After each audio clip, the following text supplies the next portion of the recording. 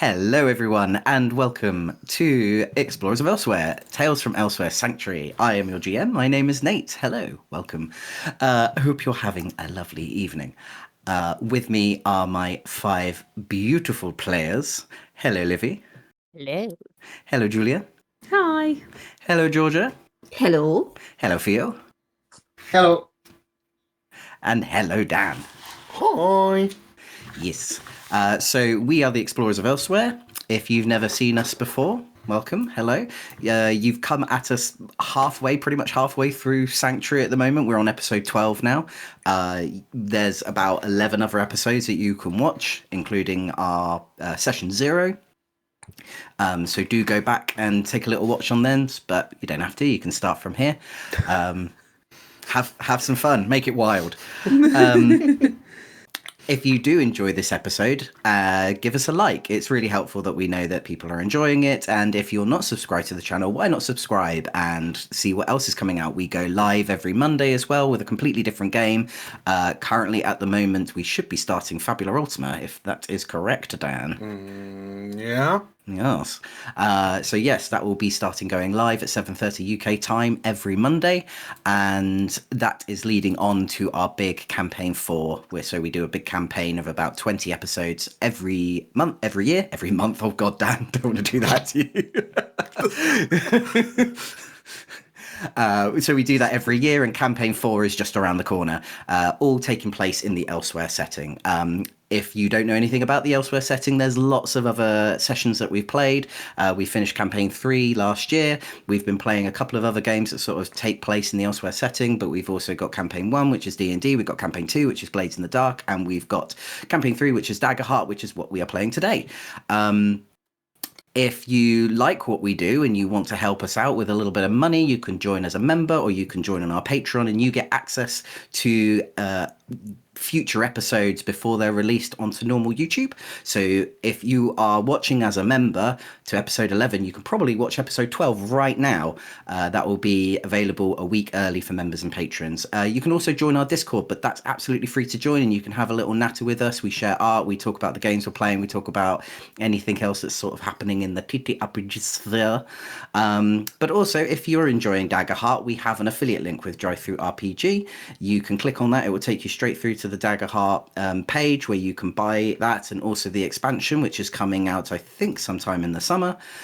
If you, it doesn't cost you any extra to go through our affiliate link. It just gives us a little bit of a kickback, which is always really helpful with the channel.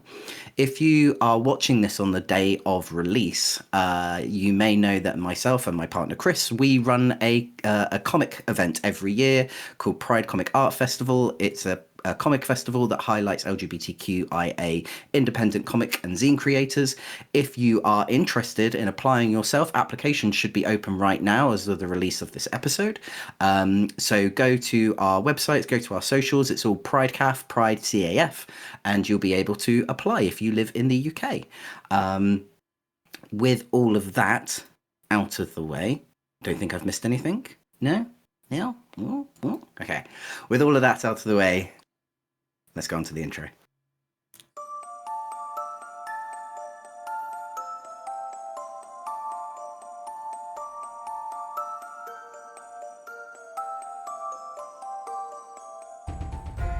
Hello, I'm Julia, and I play Lucretia, a Lorivar wizard.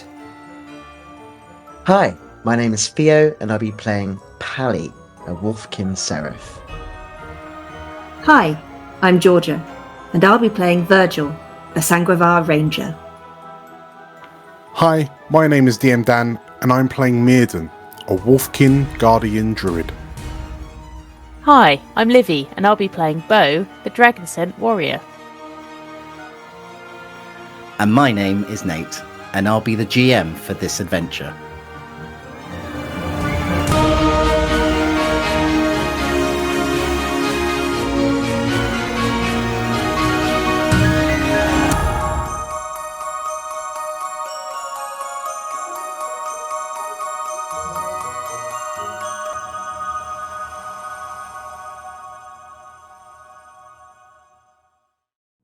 Lucretia. Yes.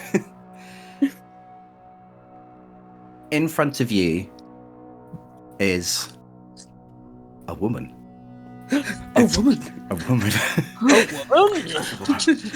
In front of you is a woman with long, grey, sort of wavy braided hair, bright indigo eyes, and with similar features as yourself. Curious. As you introduced yourself in a flourish, you saw the face of your sister, Valeria, who is also quite surprised to see you. But she is not the way that you remember her. She is much older, at least in her 70s now, you would think. As if it has been some 30 odd years. As if it had been some 30 years. Yes. She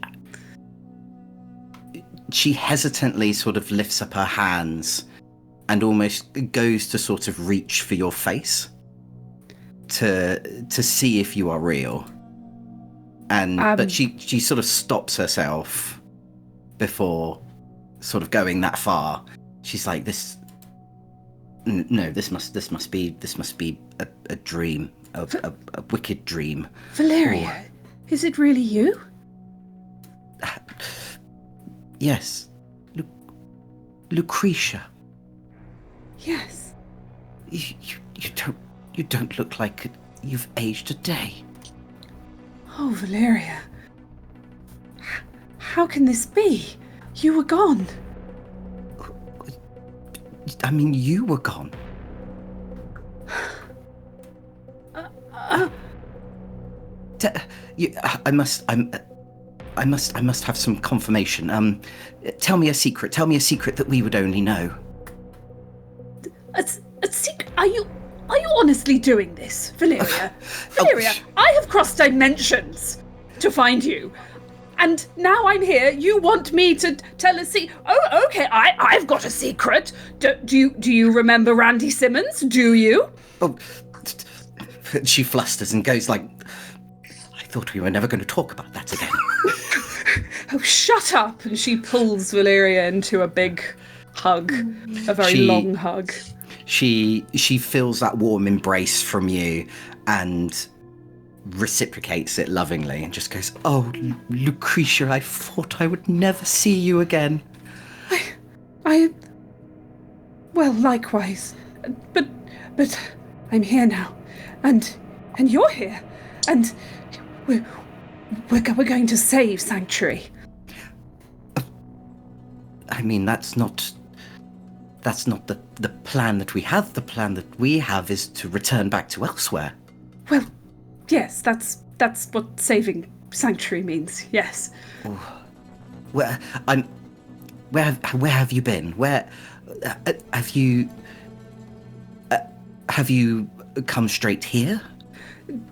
I will tell you all about it, but first I must introduce my travelling companions who have kept me safe thus far on our travels. And she introduces everyone, and she says, everyone, I can't believe I'm saying this, but this is my sister, Valeria Valthorn. Valeria sort of looks at the four of you, and she sort of gives like a sort of very modest bow, and she's like, I'm ever so thankful for you looking after my dear little sister. This must be incredibly confusing for the lot of you, but it's incredibly uplifting to know that an elsewhere is out there. I mean, Aval has been telling us all about it, but to think that now there is possible hope that more people are finding out about us, and the fact that families that we thought we'd lost long ago are actually out there. Yes, it's unbelievable. It's overwhelming. I never dreamed that. Well, I did actually. I definitely did dream that perhaps I would find you again. I just didn't dare to hope for it. Well, though the fact that you didn't dare, it doesn't seem like you did lose hope, and I'm so thankful that you didn't. I will admit I also felt like I didn't hold up too much hope and felt like we were the only ones left of elsewhere, but I'm glad to know that there's more, that there's this pocket that we've ended up in can have some way of getting us back. Yes, yes. There are many places which were scattered and lost. The moment that Sanctuary was created, we call it the Eschaton. And it was a time of great tumult and destruction. There is still an elsewhere, but many places got lost. Sanctuary is the first one we know of that was created whole cloth at that moment. Well, yes, so I take it from this information that you have that you've been to Sanctuary then? Yes, we have. We have been collecting intelligence, and now we are here to find out what you know. Not that I knew it would be you, of course. Of course. I'm surprised. I wonder, and she sort of just like scratches it. From what do you remember about Valeria, Lucretia? Was she a messy person with her studies, or was she a tidy person with her studies? Did she have everything like on a big board with lots of strings attached to it, or was she more sort of tightly kept in neat books? I'm the tightly kept neat book person. Valeria was always the action wizard. So she was, fighting on the front lines during the War of the Dragons and all that stuff. She was very, very much, let's get out there and do it. It's one of the reasons Lucretia is as intrepid and interested in nature as she is, was her sister's influence. But I think without Valeria, she would have very much just been an academic in a tower. She wouldn't have ventured out very much. But out of the two of them, Lucretia's the sort of tidy, organised, bookish one. Valeria's the, magic in practice, get out into the world, get messy one. Yeah. Well, probably then it is no surprise that you see this hut that's been created for her, that there are just papers everywhere. There's papers sort of like papers and scrolls and sort of doodles and hypotheses and spells and stuff like that, all plastered all across the walls on these stone walls of this hut that she lives in. And you can see like lists of names that you recognize. So obviously sort of like Princess Rejoice and Lady Rondonisa and people like that. And sometimes even the scribblings go too mad to the point where you can't even recognize what they're even saying. And she says, so you know about the prince, you know about Princess Rejoice then?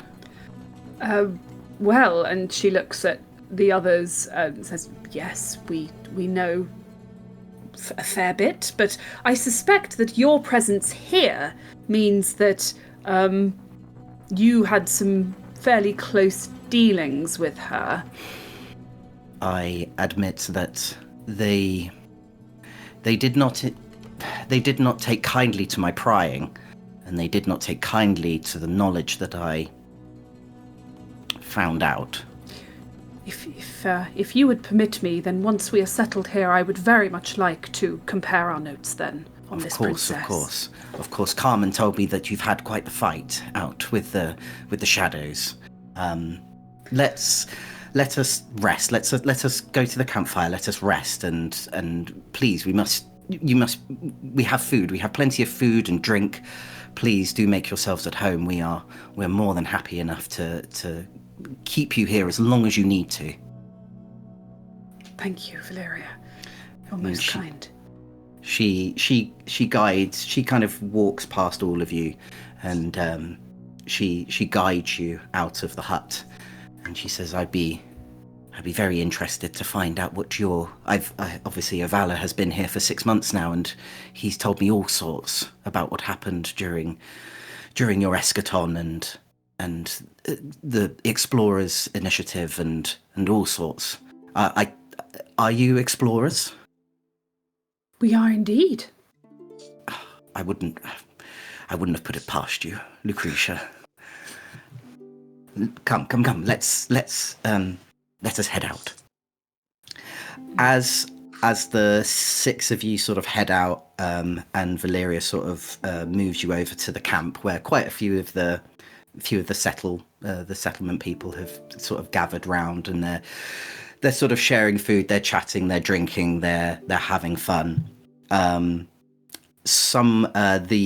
Asavar man that also came along to help, one of the archers who came along to help you during your fight, actually comes up to, you notice him sort of like in the back as he holds up an arrow, and on the end of that arrow is Explorer, and he says, "I found one of their bloody spies outside. Not having that anymore." As he sort of whacks it down onto a stone, and it just sort of disintegrates into place. Was that our fault? Did we just abandon Explorer? Oh no. We were a little bit preoccupied at the time with not dying. Preoccupied. We forgot to tell them not to shoot Explorer. So Explorer is now sort of like in tiny pieces, not saying anything because it's sort of been shattered across this stone. Explorer And the guy has just left the party. just a boom. And it's just like, I don't understand why they keep on sending those bloody little robots to us. Like, we've got nothing to hide. What the bloody hell do they want? Well, if you got nothing to hide, why did you kill him? And this Asavar man sort of like, and the group that he's chatting to sort of turn around and it says, "We're hiding what we can find any intel about them. So they don't have the jump on us. We're not the ones who have anything against them. They're the ones that ousted us out of Sanctuary." Just saying, if you're just hot kettle black.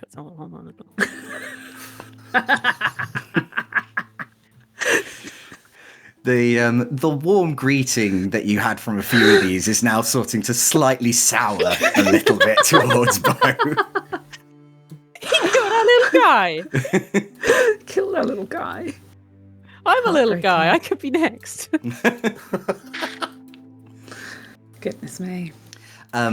Valeria and the Wolfkin woman who you met earlier on, Carmen, they sit you down sort of like around this campfire and sort of hand you some bowls of stew that have been made, and greet you to any sort of drink or anything. Is there anything that anyone wants to sort of ask questions about, or do you want to actually, while the five of you and Brother Talons have this chance to sort of rest and recuperate for a bit, let's talk about you leveling up.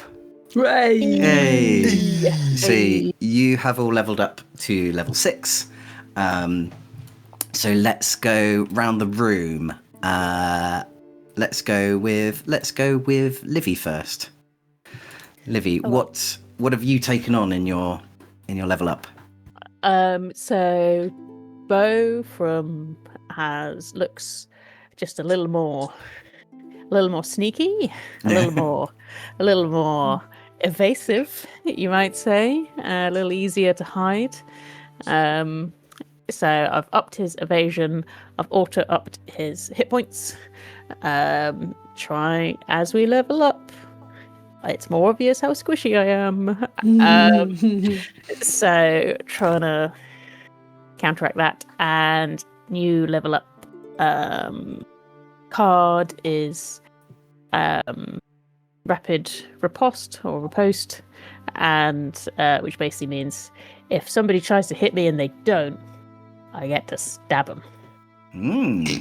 So they miss me. I go, oops. I go, oh. You just go in for a little shank. Yeah. So that's in melee range. If you miss me, you get a stab. Nice. Theo, what has Pally taken on in his level up? So he's added +1 to his evasion. He's also added to his trait, so he's now more strong and more speedy, which is what we need. And he's also taken on 2 new domain spells. One being Inevitable, which, if I'm reading it correctly, if I fail an action roll, my next action roll has advantage, so that's quite nice. And then the other one is Restoration. So after a long rest, place a number of tokens equal to your spellcast trait, touch a creature, and spend any number of tokens to clear 2 hit points, 2 stress for each token spent. So I believe it's 4. Could be wrong. So basically, I have 4 tokens that I can use. What's your spell Once for a long cost? rest. I think it's. I can't remember. That's the thing. I've been trying to work it out while we've been chatting, and I can't remember. I'll have to look at whatever that token is. I will have as many of those to use as a kind of healing in the moment, which will be useful. And because I already have sparing touch, it feels like it's like an additional way of using that paladin ability if we enter combat. So, and also because I get very stressed, and a lot of us get very stressed, so it's very useful to be able Can you to touch yourself? I'm not sure. Can you That's touch something I want to yourself? check. Like, I could touch myself, but I can definitely touch other people. I imagine if Pally not really so- want to touch himself. I mean, But You can touch yourself to reduce stress. yes. But So- does no, but- does this reduce his stress for touching himself? So my thinking is, if I can't, because I'm going to double check the spell, I can use my sparing touch. I can use sparing touch to help myself, and use restoration to help others. Thank you all. This poor boy is so innocent. He's so innocent. Such a good boy. He's too good a boy. Let off some steam, buddy. But yeah, that's about it from me. Cool. Georgia, what has Virgil taken on in his next level up? So Virgil is now multi-class. He is multi-classed with Druid, Hell yeah. which means he now has beast form. God only knows what kind of beast form Virgil would take. Possibly some kind of giant tortoise. Who's to say? Worm. Do you become a mini Virgil and then sit on Brother Talons' shoulder? Yeah, sit on his head. Yeah, that's the way it's supposed to be. It's the way it should be, frankly. This is mainly because I realised he is useless in battle. And I created him as a healer. And as a ranger, he had no bloody healing spells. And now he does. He has at least 3. He has Clarity of Nature and he has Regeneration, which are 2 cantrips. Basically, I can't remember what the version of cantrips is in Daggerheart. Anything. Nah. Spells what he has. Spells what he has that don't Spells cost. what he has. Yeah. And he's also got Vicious Entanglement. He can summon thorns to come up and grab enemies, so he doesn't have to touch them with any of That's his... not a healing spell. Healing on the soul. To watch an enemy in trouble. It's proactive. It's making sure that we don't get hurt. Yeah. Awesome. Dan, Yeah. what has Myrden taken on? So, Mirden took a bonus to his strength and insight. He's now much stronger and much more insighty. Insightful. Is it not instinct? Is that not the... Instinct, beg your pardon, Yeah. yes. Sorry, yeah. Instincty. So yeah, strength 4 and insight 3 now. I then took the domain card that I took as normal is Rage Up. Because it's crazy good. And Mirden has Stress for Days. I also then took a second domain card as my second upgrade and took Vitality, which then gave me another stress point and another hit point. So effectively, I almost got like 3 level ups. Okay. Nice. But yeah, I'm now on 11 health, 9 stress. Theoretically, at some point, my ignore stress feature will trigger. And you will not be bothered. I will not No be bothered. No problem. Cool. And last but by no means least, Julia, what has Lucretia taken on at level 6? So Lucretia has upped her knowledge and instinct stats. She has increased her evasion because that's popular. And I've got a new spell. Do you want me to tell you about it? Sure. What it is? It's called Sigil of Retribution. I toyed with the idea of finally taking Fireball because everybody is really mad at me for being a magic caster who can't cast Fireball. But no, I had a look and She deserves it. She deserves fire. I mean, to be fair, we now realise that only useless bards are allowed to take fireballs. So. True, yeah. Yeah. No self-respecting mage should take Fireball. So instead, she's got Sigil of Retribution, which is basically a spell that lets me mark an enemy during a fight. Every time they hurt us, that enemy gets a d8 placed on them up to 6 d8s because that's my level, and basically when I attack them I just unleash the total of that multi-d8 roll on them. So just as a way of ramping up the damage. So I'm going to try that out next fight. That's going to be fun. Nice. So yes, probably not so relieved of stress, but feeling a little bit stronger in all yourselves. You something magical, and you've all leveled up. Boom, there we go. Had some stew, felt great. Virgil decided I'm going to be a druid, and Taking it as stew. I want to be a worm. Looked at me, did that. I could do that. I can do that. Yeah, That's easy. I said that's how you do it. as the evening sort of draws into, obviously, night, there are people around you who are not actually asking you so many questions, not as much as Sanctuary was. It's just like, who are you, wherever you come from. Sort of news has sort of gone around this relatively smallish camp of, newcomers, but you've heard about this chap, Avala, who's also come from elsewhere. Pally, there is something resting on your mind since that last fight. The Shadow Commander showing colours that you recognise of your own tabard, of your own sigil. And that hasn't quite left your mind, despite the fact of meeting Lucretia's long-lost sister, knowing of someone else who is also from elsewhere, is sort of around this camp. You can't help but shift this feeling that something doesn't quite sit right about with what you've seen. Who do you think you would go and talk about this with, if you want to talk to someone about it? I think How is Pally feeling? Pally's feeling a little lost, actually. I think for him, seeing who he recognizes to be his dad,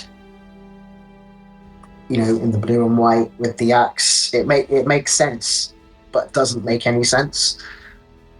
And the person he probably would want to speak to is probably Lucretia, but then I also imagine she is probably very busy talking and catching up with her sister, so he wouldn't want to get involved in that. He'd be like, no, she's but that would make sense at the time. I'm not sure who he'd gravitate towards to talk to, who he feels would listen or understand particularly. So I think really be a case of who he feels is approachable at that time. So it's less about who he thinks he should go to, but more who's available, who's minding their own business. He might see if they're open to chat, basically. But yeah, I think it's not adding up, and I think having Valeria also be here kind of suggests that maybe what he thought about his dad is not correct, but then that doesn't make any sense. Like, if his dad is here, or a version of him is here, how did he get his weapons? How is he, like, as far as he's aware, what he has is his dad's stuff, and that's why he has them. So what's happened to cause this weird conundrum? Things aren't adding up. He's very confused. He looks like a deer in the headlights. Like, if people see him at the moment, he is zoned out. He is trying to process. He is very robotic and kind of going through the motions right now. He'll need someone probably to approach him, or if he sees anyone on their own, try to talk to them.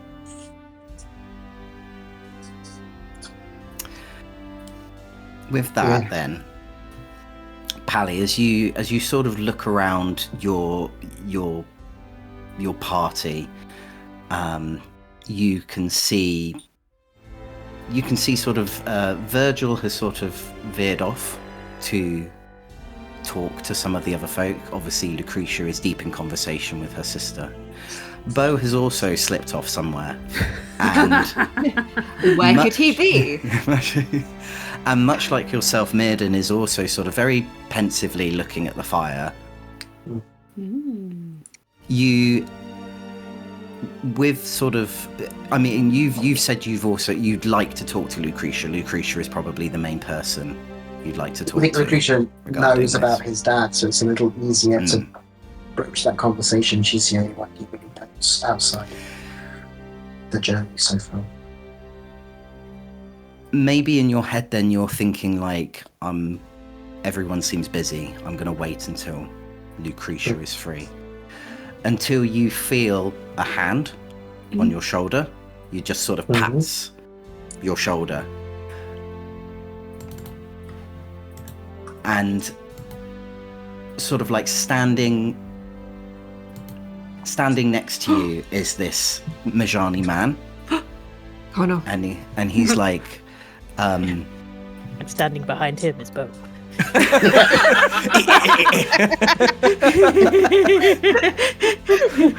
Nate has a character voice all picked out.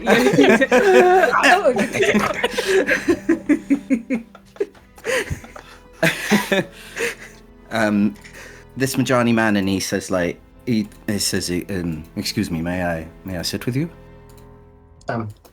Please go ahead. I'm the guest here. I guess you've been here a bit longer than me. You seem very deep in thought. Avala, nice to meet you. It's good to feel like I'm not the only one who's also come from elsewhere. That is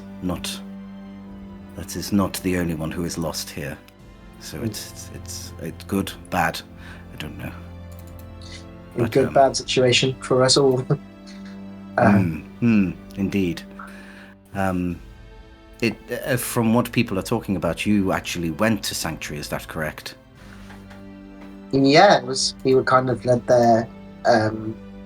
We ran into somebody who suggested we go a certain direction, and we didn't intend to come here. We were lost, so we ended up there first. An interesting place. I must admit, all I've heard is what it's like. I never actually got to there myself. I was found by some of the camp's people here, and they brought me here and kept me safe. You faced up with the shadows. Did you face up with them in elsewhere as well? Yes. It's our second time running into the shadows? Then Are maybe they what quite a common Valeria is appearance? Are they quite common around here, definitely. around the camp? Yes. I mean, they surround the camp a lot of the time.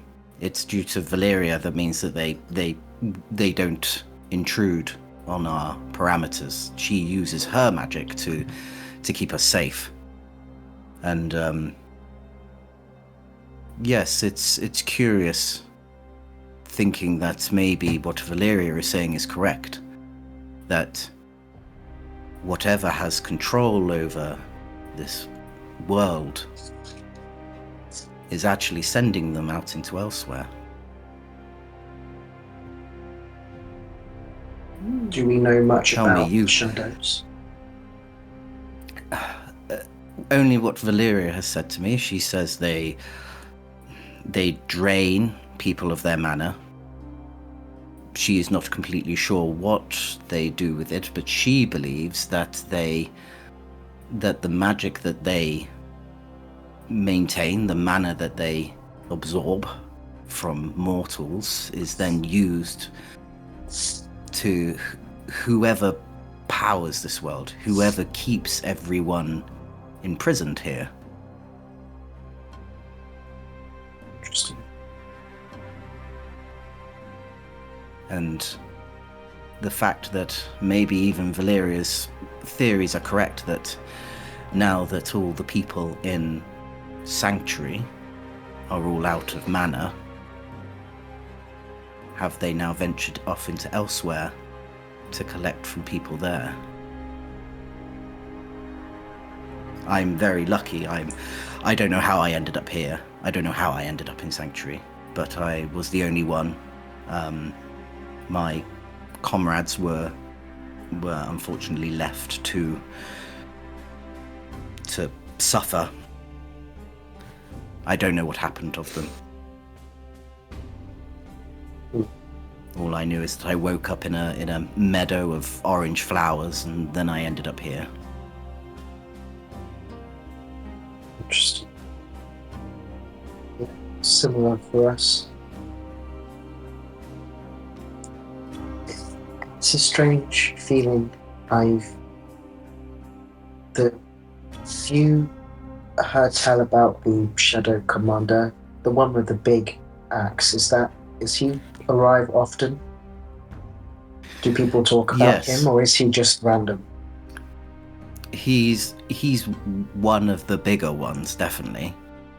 I mean, it feels like you can shoot them down as much as you can, but they always seem to come back after a while.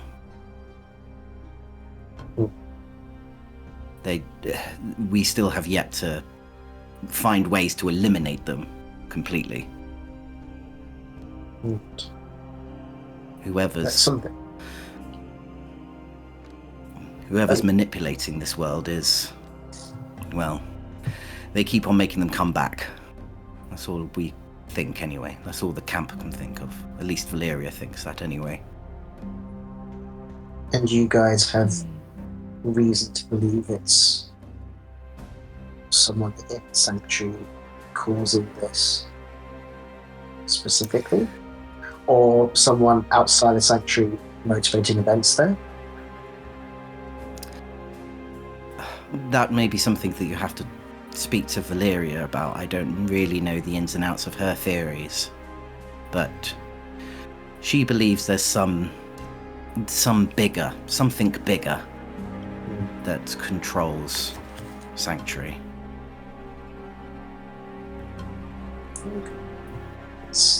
The magic doesn't even operate as normal here, especially Sanctuary.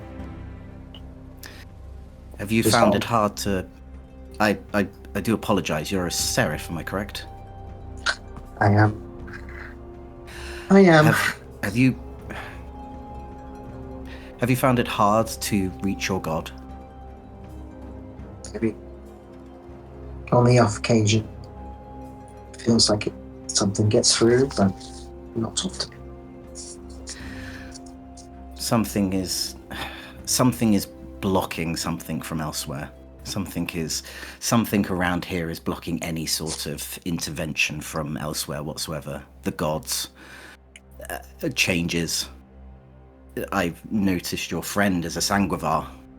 Like, there's no Sanguivars here. No one's been tainted with the blood of the traitors, with the betrayers.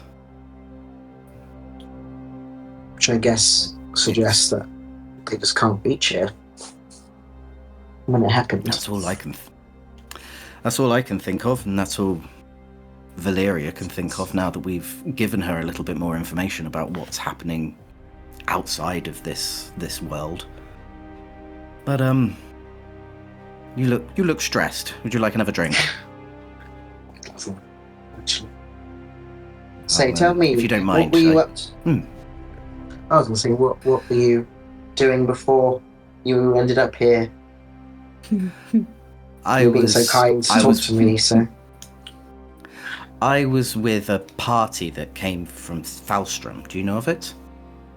That's where we were. That's how we ended up here. Oh. Yeah, so I joined sort of like a small group in Falstrom who had heard that there were these shadows on the outskirts, and I offered my blade in assistance for sort of food and board, and that's how I ended up here. Yeah, Party and I are explorers, so similar sort of call to arms, I guess, but from a higher. Indeed. Tell me, were there any survivors? From your party? Yes. Not that I'm trying to remember. I think... Depends how you define survive. Yeah. My understanding Not is there's dead, a lot of... but not really alive. Yeah. Yeah. Paddy's understanding is, well, if you can consider them alive, there are a lot of very comatose people. Falstrom struggling. That's why we were called. Hoping to find a way to get people back to how they were. I see. Yes. They must have been, well, I'm guessing they must have been drained in a way. That seems to be the way that the shadows leave people once they've taken their fill. Here, he grabs you a drink and he hands it to you. And he says, I'd like to... It's been such a long time since I've been able to talk to anyone about elsewhere. Can we... Tell me more about you. Tell me more about where you come from. And as he asks these questions to you and starts to kind of get to know you a bit better, let's move over to Virgil. Virgil, what are you doing at the moment? Sorry, I was on mute. Virgil was on mute. I think Virgil is currently bustling. Mm-hmm. I think it's been a very long time since he's been in like a large community of people. Mm-hmm. And he has missed it a lot. As much as he's tried to tell himself he's a lone wolf. He's not a lone wolf. He's not even a lone worm. I think he's making a bit of a nuisance of himself. And I think because he has been a bit unnerved by what they've been facing recently. Mm-hmm. He has been a bit unnerved by what they've been fighting and about this unknowableness of the land that they're in. So he is bustling. He's getting in the way. He's walking up to people and he's offering them leaves from his coat. So they want to pet his owl if they'd like some soup. It's a few days old at this point. People and ask them to pet your owl. You just got a pot of soup on your back. Yeah, he brought it with him when they all left the forest, and he's had it this whole time. It's just been stewing. You know when a stew's really good the next day after you've made it? Yeah. That's his Cold, soup. overstewed soup. Yeah. The Okay. bag's like a thermos. And it's filled with nothing but soup.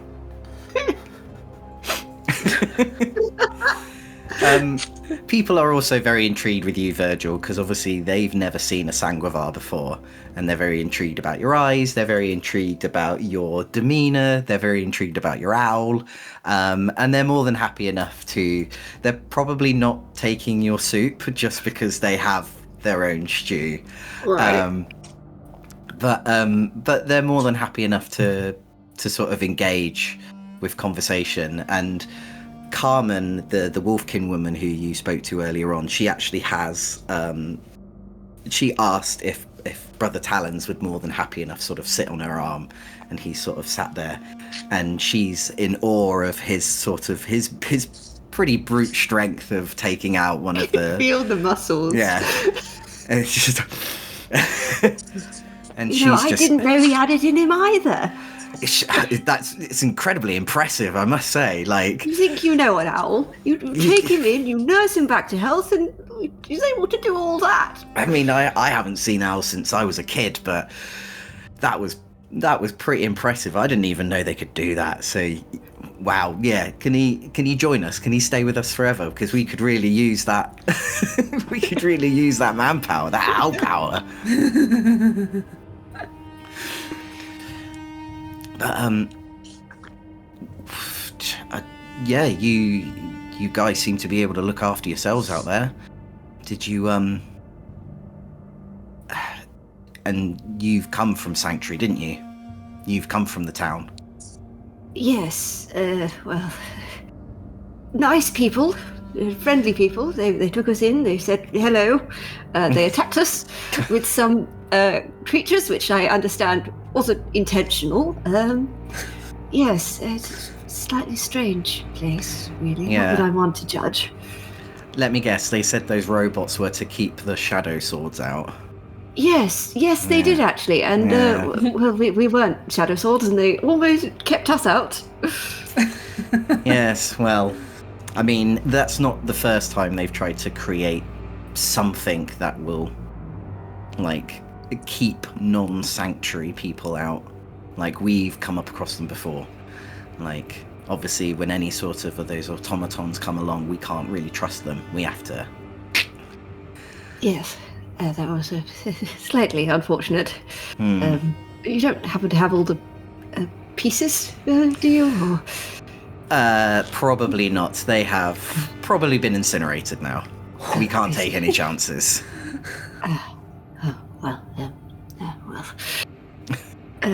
I do have to ask. You live out here. I'm something of a wilderness man myself. But I couldn't have told by the leafy jacket and. Oh, do you like it? Yeah, thank you. Yes. I've made it myself. You've encountered these monsters before, these shadow creatures. Have they? Do you have anyone in your camp in need of assistance? Oh, well, I mean, funny you should say that. Like, yeah, we do. She takes you along to, with a couple of others sort of following on behind you. She takes you along to one of the larger tents, and she says, "This is our, I guess, our infirmary. It's not huge, but like we do what we can." And she takes you in, and there's not very many people in there. There's probably like a couple of nurses sort of tinkering around with bits and pieces.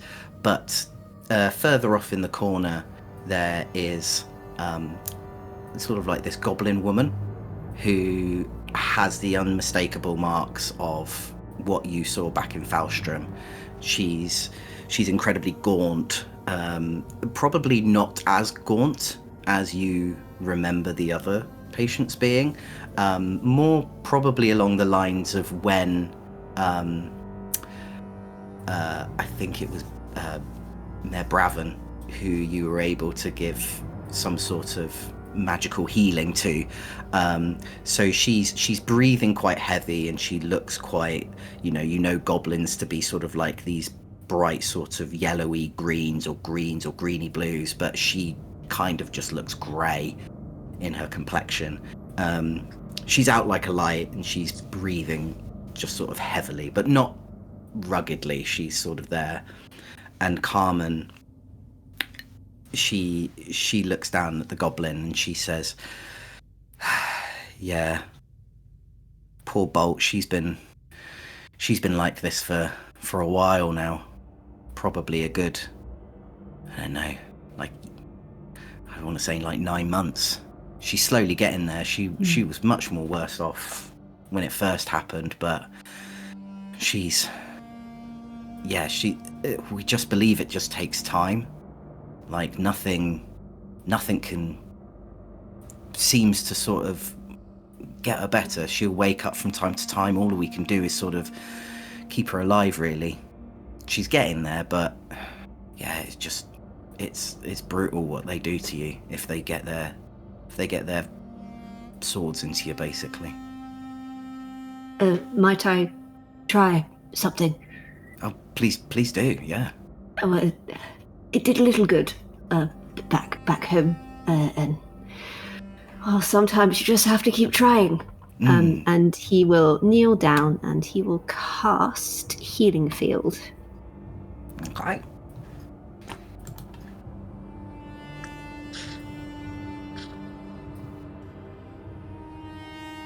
Thought I pressed that, did not press it.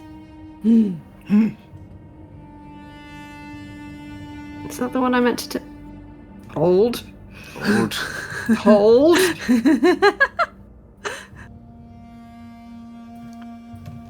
Let me unpause the game first. Yeah, That might help. because My map has gone again. No. We'll restart again. Oh no, there we are. Hooray! Hey. Hey. 1 hit point. I think that did it. Healing field, 1 hit point. So, so you don't have to do anything. Do you just spend hope or I anything think like that? It's a once per rest. Okay, so once per long rest. Yeah. Cool. Anything So within you- close range bursts to life with vibrant nature, allowing you and all allies in the area to clear a hit point. Sorry, gang. We only use it on NPCs. So yeah, describe again what your healing field looks like.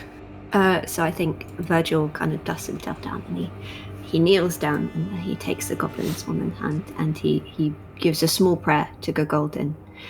He brings Gogolden wherever he is and sort of just radiating out from where he's kneeling and around the bed frame, just everything bursts to life. So is there kind of like, if there's matting on the floor of this tent, it kind of grass starts to burst through it. The bed frame starts to sort of creak a little and begins to turn back into the branches of the tree it used to be, and kind of buds burst forth. Okay. So a little bit of whatever the cloth around her is woven from seems to sort of be struggling to life.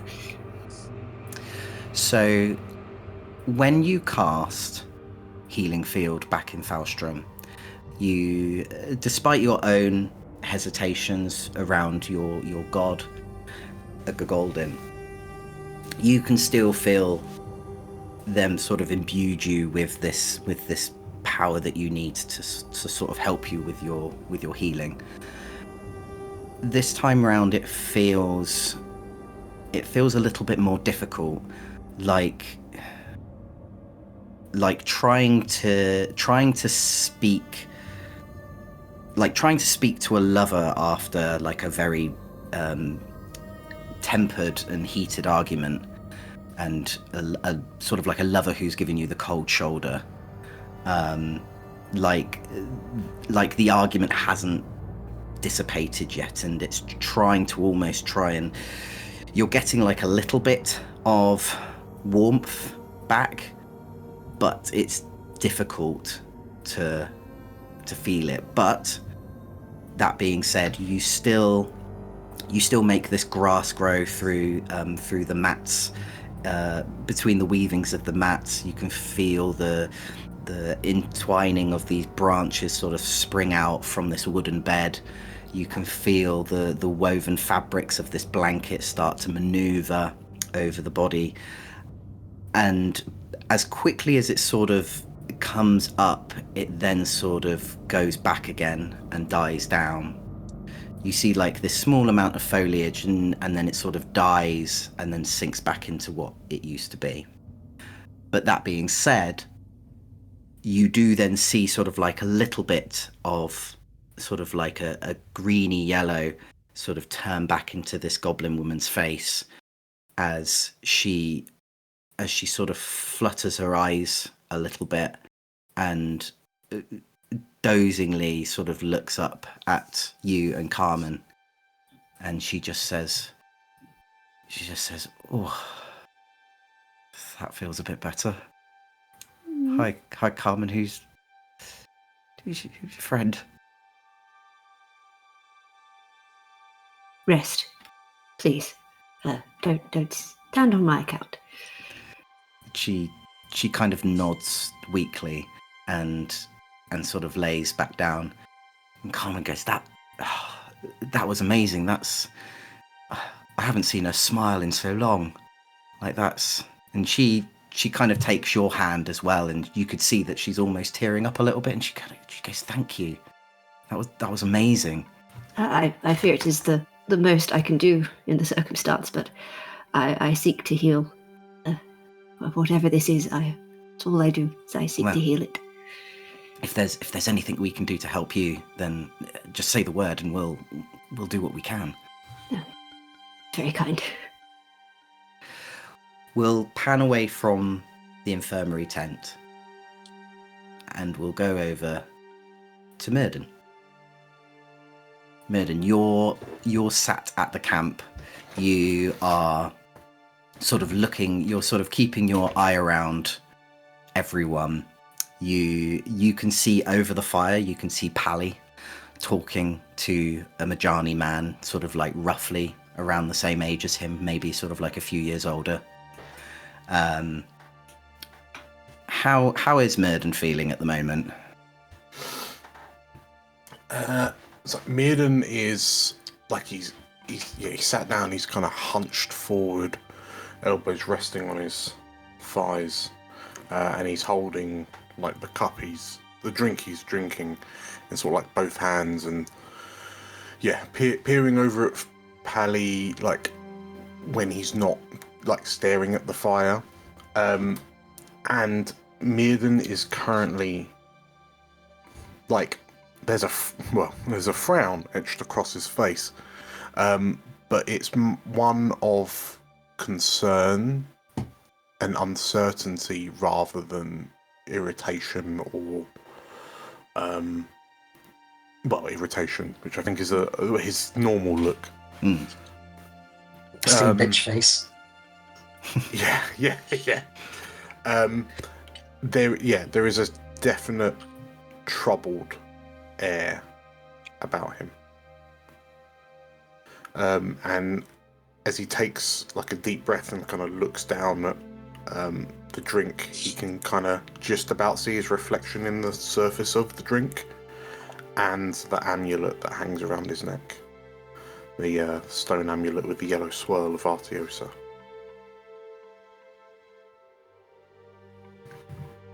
As you peer down into this drink, you notice sort of like the glowing of this amulet. It glows sort of like a yellow, doesn't it? Yeah. You suddenly kind of feel your amulet sort of shudder a little bit, as you can see it sort of like shudder and sort of move your hand as the ripples in your drink start sort of vibrating. As you continue sort of looking down at your drink at sort of like this very light vibration, you then notice it go green, as you see this green sort of hue emanate from the rune, and you hear a voice in the back of your head. And it's not... Artiosa doesn't really speak to you. You sort of get like a feeling from her, don't you? Mm-hmm. So this is probably something very new to you, that you just suddenly hear this voice in the back of your mind just kind of go like, "Thank you. You must be very kind." Mirden sits up, looks looks around, and then glances down, seeing the green glow. What is this? I cannot say yet. I must meet the 5 of you. It is imperative for our survival. Who are you? Why? And I look around to see if anyone else is hearing this voice. No one else can hear you. You are blessed by these beasts.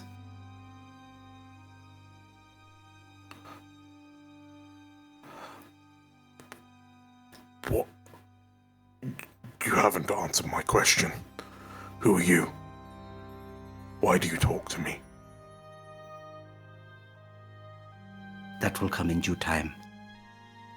I need to know that I can trust the 5 of you. Please, at your earlier convenience, come find me again. And then suddenly you see that glow go away and goes back to yellow. Mirrodin sort of like bites down on his back teeth, and then as he kind of glances across the camp at the other 4, he's almost doing a bit of a mental checklist, and like even looking over at Bo, there's a part of him that thinks, yeah, they are, like, they can be trusted. And then he looks back at his reflection in the drink, and then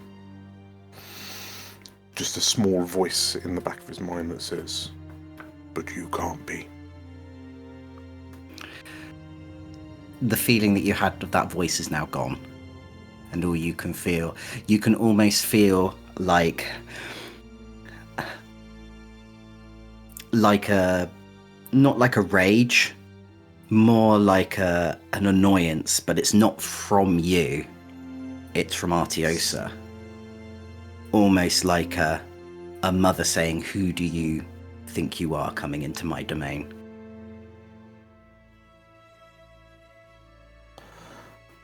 Do I still feel like, does it feel like there's a bit of an open channel with Artiosa? There's definitely an open channel with Artiosa now.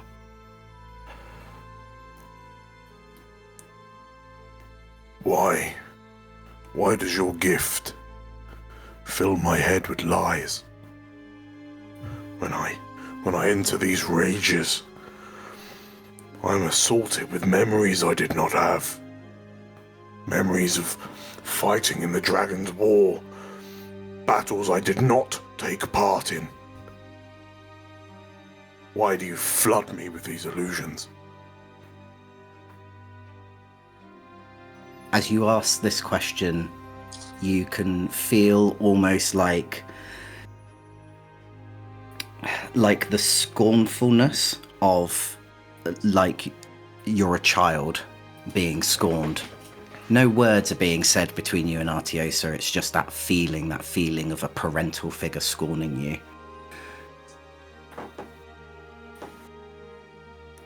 And then you're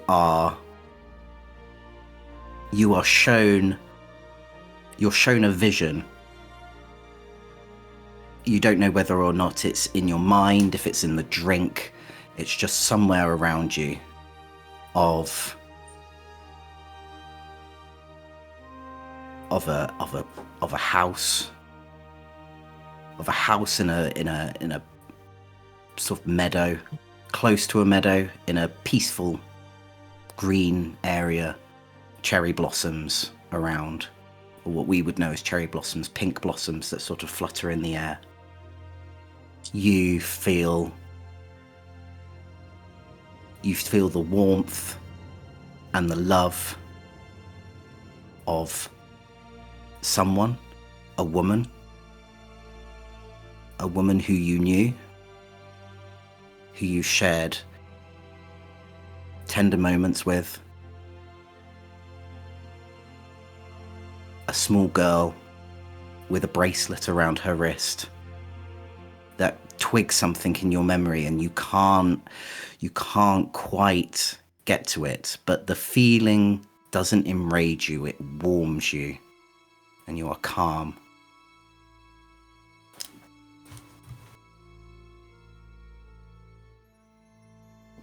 And then you're back at that fire again. And that rage that you originally had is no longer there. But you can feel like Artiosa is saying, "Are you happy now?" In a sort of disgruntled way.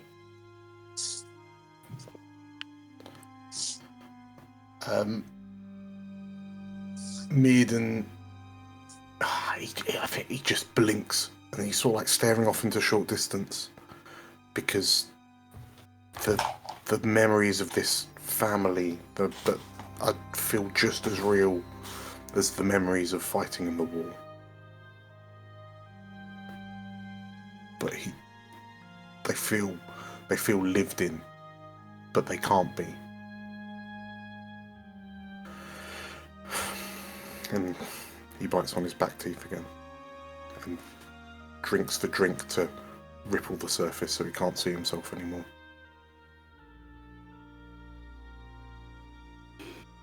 As we pan away from Meaden, what is Bo up to? He's, unbeknownst to him, he's looking around the camp. He's looking for this Majani, but can't find him. Sure, he was meant to be here. I saw he was around here somewhere. No, he is hoping to come across potentially maybe his tent or living quarters or somewhere. He's doing his due diligence. He needs to make sure that, he'll feel better if he's killing a bad guy, but doesn't necessarily mean to.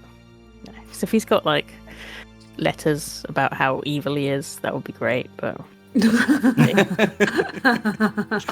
Dear diary, I'm a really bad man. I've been a bad boy. Bad boy. Wish someone would just give me what I deserve. Put me out of my misery. Dear diary. Dear diary, killed my brother. Lol. Killed without remorse.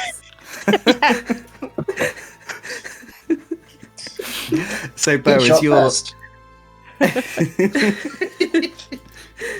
Bo, as you're exploring these tents, trying to see if you can find any more information on your target, the Ignan sprite, who was part of this cavalry that came to your aid earlier on, he walks up to you and he's just like, "Oh, you look like you're lost. Bog's over there if you need it."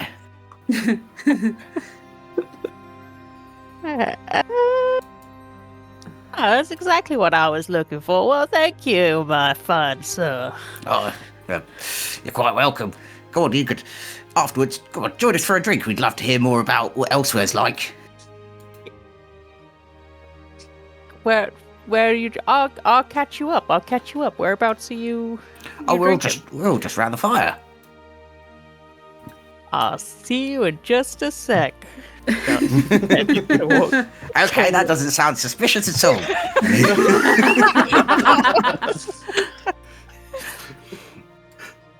As he sort of wanders off.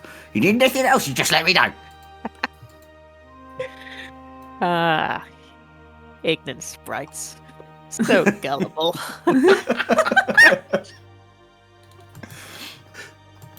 So Bo, are you looking for a tent of some sort? Yes, I'm looking around, just seeing if there's sort of signs where he might be. So obviously he's going to have maybe more stuff that might look like it's from elsewhere rather than like Tree or Explorer's Pack. I know that he's obviously some kind of mercenary or soldier or something like that. So just kind of looking if there's anything obvious around, or just trying to glean some information.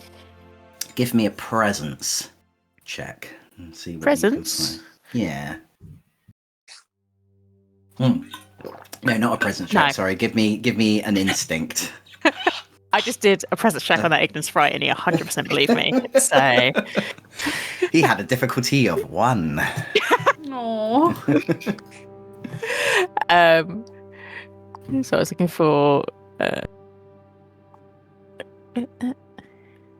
instinct, correct? Mm-hmm.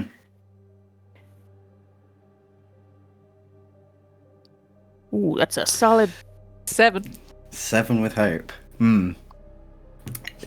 It's really hard to determine on what could potentially be his tent.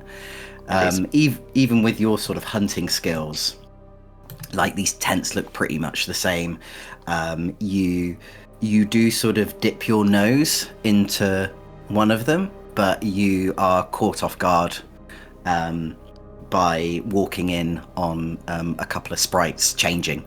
Oh my! I'm sorry. And they just kind of go, "Get out!" Ah! Bye-bye. One of them's just like, "Well, actually, oh." Yeah, but look like a big boy to you guys. You'll get that. So yes, you're unable to find you're unable to find what you're looking for. But I will say, with the hope, you are more than welcome to join these sprites in their tent.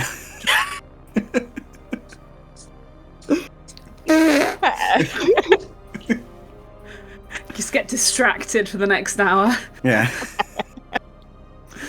And that is how I leveled up. And that's how I became More sneaky, more evasive. And fireproof.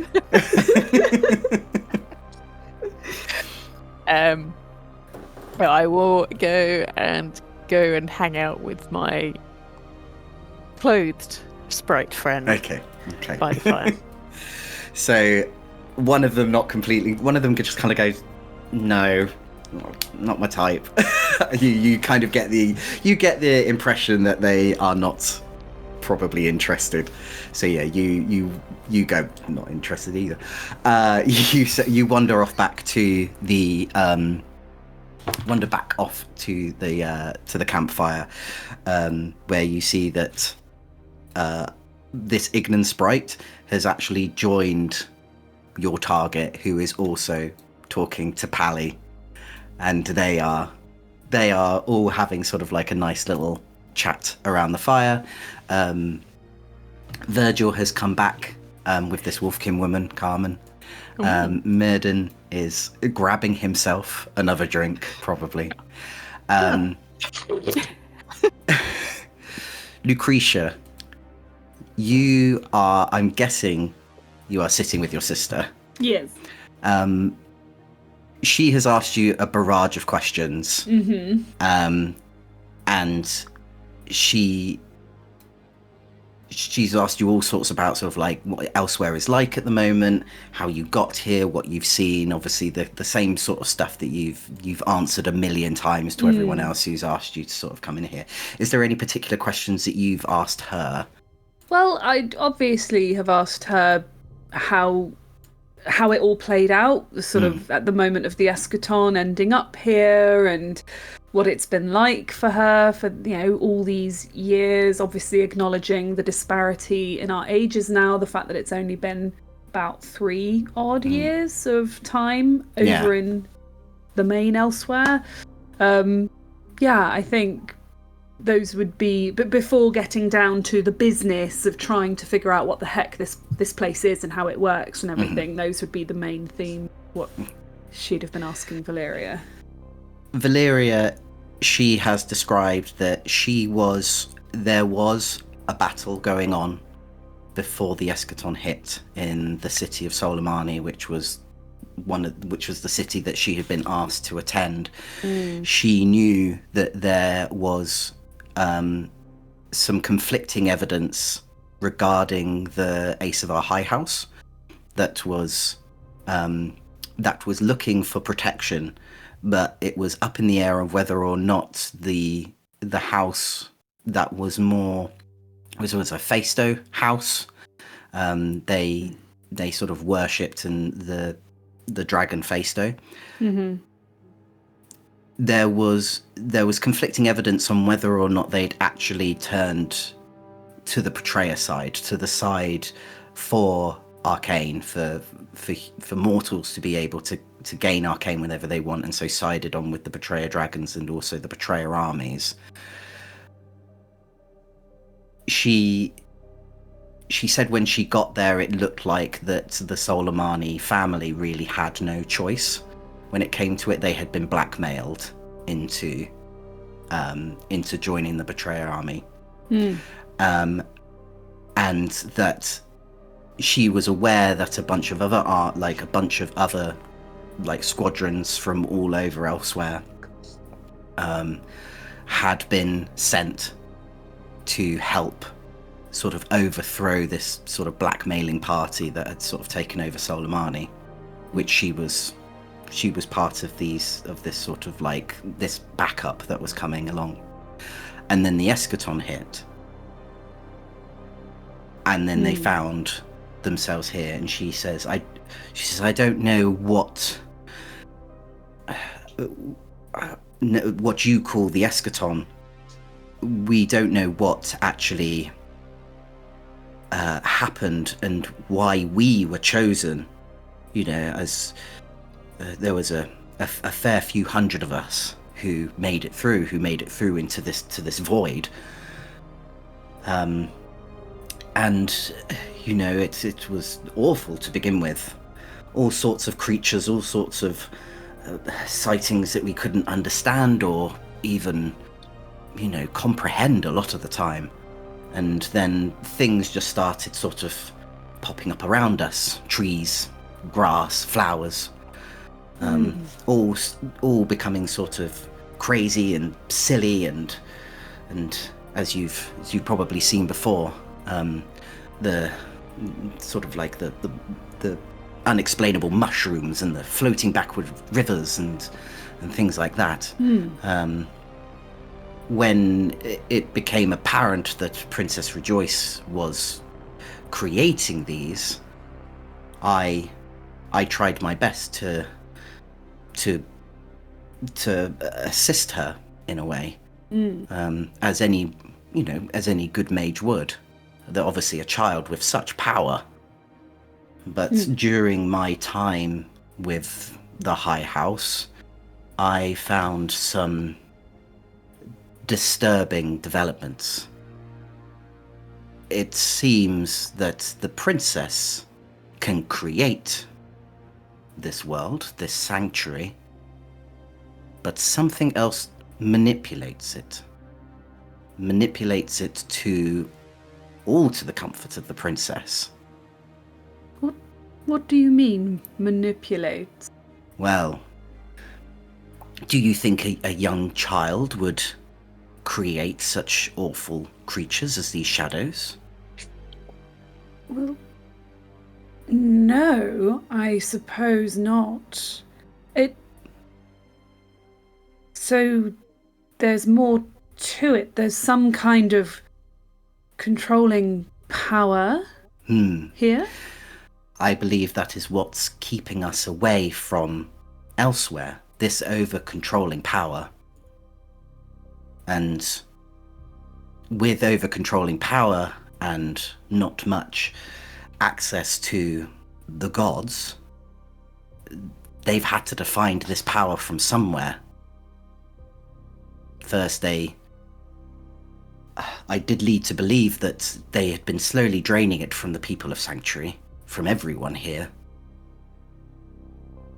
Did you notice that no one knew of any magic or had any magic in them? Yes, everyone was very curious about us when we arrived. It seems like they've been almost to the point, like slowly drained of anything. Still to be obviously to survive, to still living normal lives, but over the time they've slowly been drained of their mana.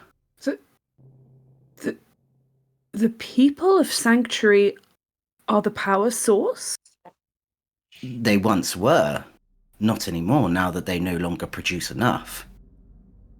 Which This is is- why we're seeing a spread of the shadows elsewhere. I believe that is what's happening. I believe whoever controls Sanctuary is now opening up a gateway into elsewhere to drain it from other people. I believe that you saw the friendship ceremonies as well. Yes, a curious practice. What do you know of it? We all know that mana can be at its most potent when you're a child, when you're learning, when you're developing.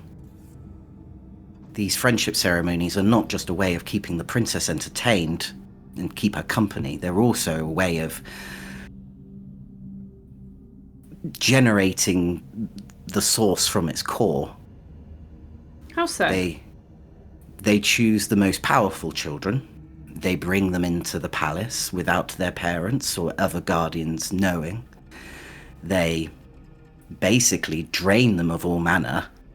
And then once after a couple of years after that mana is gone, they release them then back to their families, to their guardians. They give them these gifts. But it's Right. obviously they haven't been generating as much as they've wanted. I do fear that them sending you out here has probably been a little bit of a suicide mission for you. I think they wanted you to go out, and I think they wanted you to be ambushed. Such artifice, my goodness me. It's clever enough. I mean, they must be quite desperate by this point. Who is this higher power? Who is controlling the world? Unfortunately, I don't know. Valeria. Come I'm- on. If I know anything about you, it's that you would have a few theories by now. The only theory that I have is that it's obviously someone who wants to keep the princess the way that she is. She hasn't aged. No, it's curious, isn't it? I have been wondering what is responsible for that. Someone is wanting to keep the princess the age that she is now, almost in a time capsule of before the eschaton. What do we know of this family? It doesn't sound as if any of the others have come through with her. No, I mean, before the eschaton and before we all came here, the only real family she had was her mother.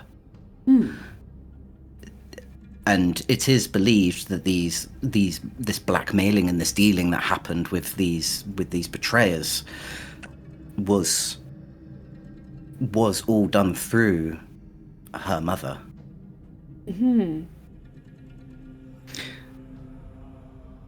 So this is me speaking as Julia.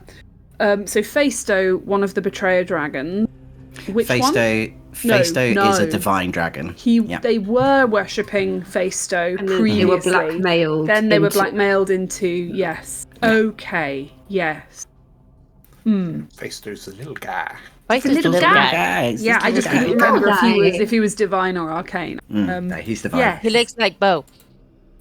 Okay. It is Bo. It is Bo. Right. Is it so? Just and what do we know about? So, does Lucretia know anything about the mum, or maybe she would discuss that with Valeria? You know, what is known of Rejoice's mother?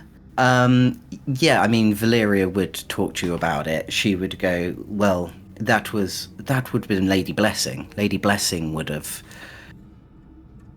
been the matriarch of the family.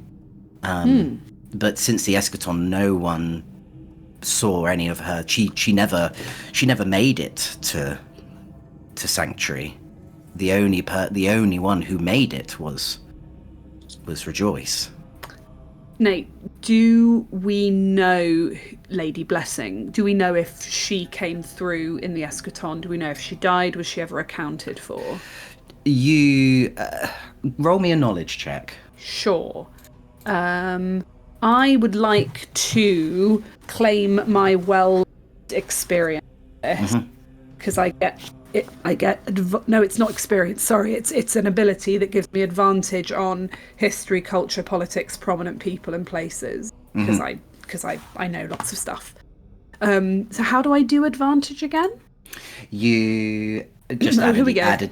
Yeah. Add the modifier. That's fine. So knowledge with advantage. Let's go. That is a 19 with fear. 19 with fear. Except I'd like to change it to hope, please, with my fearless. So rude. I know. So I'm going to take 2 stress. You've got 7 fear, mate. You don't need any more. I want more. Yes, so a 19 with hope. You do know, an academic as yourself would definitely know like a good majority of the Aesopar houses, and you, especially such a high and powerful house as the Soleimani family. So Blessing Soleimani would have been a well-known person to you. Yeah. But as far as you are aware, she was never accounted for after the eschaton. Like as far as anyone knows, like Soleimani sort of was ripped apart by the eschaton, and no one, the only ones who probably ever sort of survived now probably live in Faustrum or sort of or have returned to Avamore. Yeah, Lucretia considers this and she says, it's a funny thing. This Lady Blessing Soleimani was never found after the eschaton. She is not living in elsewhere, as far as we know. Interesting. I mean, she was powerful, but powerful enough to run a world? Well, who's to say she's even still mortal or embodied? Curious. Yes, I think you might be onto something. Who would want to protect the princess? Keep her just as she is. What is greater than a mother's love? Indeed. It's almost as if the whole world is designed to cater to a child, to delight and intrigue her. Everything is set up to power her, to retain her youth. I may be completely wrong, but it's possible, surely. I wonder how we can actually find out more about this. Surely there must be a way to find out something from one of the court. You have their trust. Well, yes. Do you think that is the best way to proceed? Perhaps we could speak to her advisor, Lady Rondonisa. She as well is also highly protective of the young Pristons. But maybe she might know a bit more. And if you have her trust, obviously they distrust me long ago. They ousted me from the town long ago. But if they are not aware that we are obviously family, at least we hope so, I try and keep a protective shield over this camp. And you can tell that it really obviously annoys someone because they keep on trying to bring their shadows around here.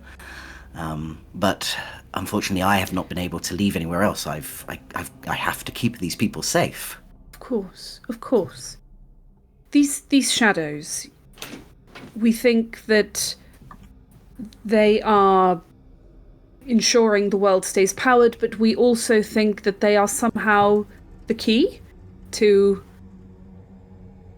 evacuating whoever wants to leave. They were the way in to Sanctuary from elsewhere, perhaps the way out. I don't think so much that they are the key. They are more They are more the collectors of this manor that is used to power. I think the only way out of Sanctuary to get back to elsewhere is probably through the one controlling it all. Indeed. Well, we should consult with my colleagues. They may also have some ideas on how to proceed. And as the two of you muse on these ideas and you notice that your colleagues have now arranged themselves around this fire, we'll take a break. if you've enjoyed that episode, why not give it a little like? Why not give us a little like on this video? And you can also give us a subscribe and you'll know when the next episode is released. That being said, if you're a member and you're watching this on regular old YouTube, you can actually get episode 12 right now. It's available for our members and it's also available on our Patreon. Those get released at 7:30 every Thursday. And if you don't have the money, absolutely fine. You can catch episode 12 next week at the same time. We're also live streaming at the moment. We live stream every Monday at 7:30. Currently at the moment we're probably starting Fabula Ultima, so if you are interested in learning more about that, and again it's sort of in the elsewhere setting, go on to that and join us on the Monday. It'd be great if you can join us. We also have a Discord which is absolutely free and you can join us there as well. We have a Drive-Thru RPG affiliate link that leads to Daggerheart, but you can buy anything you want from there. It doesn't cost you any more extra to go through that link, but it gives us a little bit of a kickback, which is always really helpful. With that being said, thank you everyone for playing. Thank you for joining us. We will see you next time. Bye bye bye. Bye. Bye.